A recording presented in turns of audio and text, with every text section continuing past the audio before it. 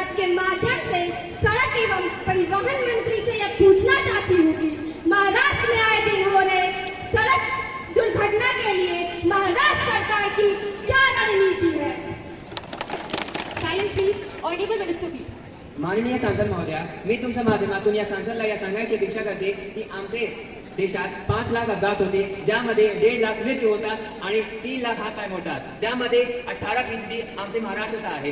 त्यात आहे मी माननीयाला सांगायचं आहे की ज्यात आहे आमच्या सरकारने बरीच व्यवस्था केली आहे, ज्यामध्ये आम्ही अतिच वाहन कव्हर केली आहे, ज्यामध्ये कमीत कमी 6 वेळा एअरबॅग बसवायला होते आणि असाच वाहन कव्हर केली आहे. न सीट बेल्ट लावतात तर कार नाही स्टार्ट होणार. आणि आता इथे आम्ही बाईक चालवायसाठी पेट्रोल देत नाही, हेल्मेट शिवाय नाही लावतात. आणि आता येथे आमचे एक्सप्रेसवे ज्यामध्ये 2 टोल टॅक्सची दूरी 60 किमी आहे आणि जे कोणी निर्धारित वेळापूर्व पोहोचला तर निर्धारित वेळापूर्व पोहोचला ते आम्ही कठोर दंड देणार आणि वेळापूर्व पोहोचणार ते आम्ही अधिक तुरुंगवास देणार. धन्यवाद. Silence please. Question number 113।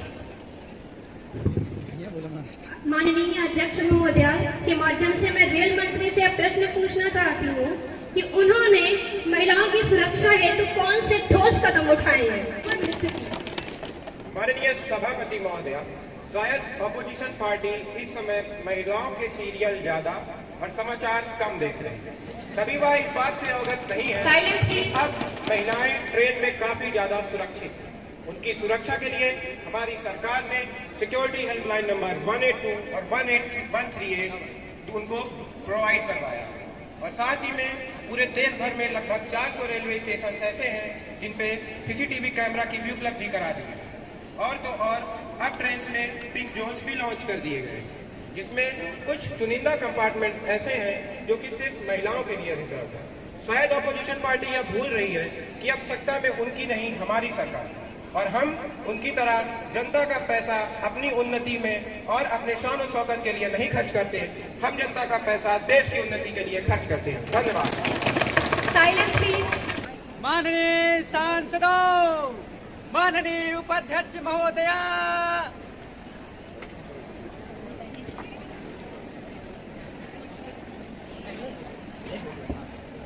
तो कॉन्फिडेंट मोशन। सभापति महोदय, इस सरकार ने आज तक कोई भी काम ढंग से नहीं किया। ये सरकार महज कुर्सियों पे आराम और तकरीरों में बड़े बड़े वादे करती है। ये सरकार लोगों को धोखा और उनके इमोशन के साथ खिलवाड़ कर रही है। मैडम स्पीकर, मैं इस सभा में एक कविता प्रस्तुत करना चाहूंगा कि बात चली थी भारत को डिजिटल इंडिया बनाने से, बात चली थी भारत को डिजिटल इंडिया बनाने से, बात चली थी 1 के बदले 10 सर काट के लाने से, बात चली थी बुलेट ट्रेन चलाने से, बात चली थी 56 इंच का सीना दिखाने से, बात चली थी न खाने से न खिलाने से। और कहाँ गई वो 100 दिनों में काले धन की बात? कहाँ गई वो 100 दिनों में काले धन की बात? पिछले 8 सालों से देश की जनता सुन रही है सिर्फ रेडियो पर मन की बात। पिछले 8 सालों से देश की जनता सुन रही है सिर्फ रेडियो पर मन की बात। और चौकीदार देख रहा है, चौकीदार देख रहा है और लोग बैंकों को चूना लगाकर भगौड़े हो रहे हैं। चौकीदार देख रहा है और लोग बैंकों को चूना लगाकर भगौड़े हो रहे हैं। अब लाखों पढ़े लिखे नौजवानों के सपने आंखों के सामने पकौड़े हो रहे हैं। लाखों पढ़े लिखे नौजवानों के सपने आंखों के सामने पकौड़े हो रहे हैं। और अब तो साहब के ऑफिस से मेन्यू बनकर आता है कि हमें क्या पहनना और हम क्या खाने वाले हैं, क्या हमें क्या पहनना है और हम क्या खाने वाले हैं। मेरे प्यारे मंत्रियों, अगले 1.5 साल में आप जाने वाले हैं।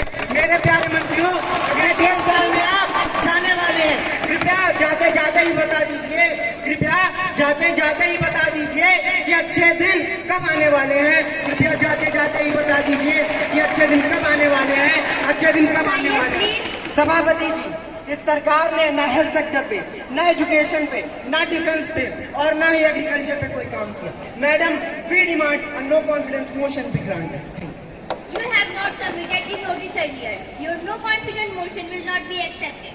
Honorable Home Minister, to introduce the bill. Ma'am, I beg to move for a leave to introduce a bill further amend the Motor Vehicle Act. The question is that the leave be granted to introduce a bill further to amend the Motor Vehicle Act.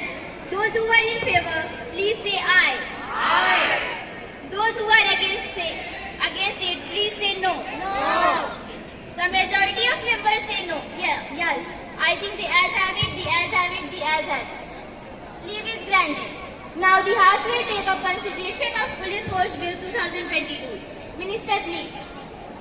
Mr. Speaker, I beg to move the Police Force Bill 2015, an act to consolidate and amend the law regarding the regulation, efficiency, power and duties of a police force to resolve the conflicts of a country.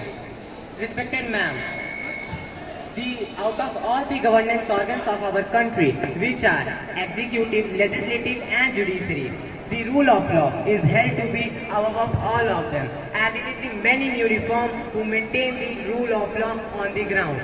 Since the independence, our police force has been using the traditional method of case solving. We need to understand that we have entered in a digital era. India, a country who is going to be the next superpower. Our aim is to enlist ourselves in UNSC by 2024. So for that country, superpower country, we need to have a cyber policing.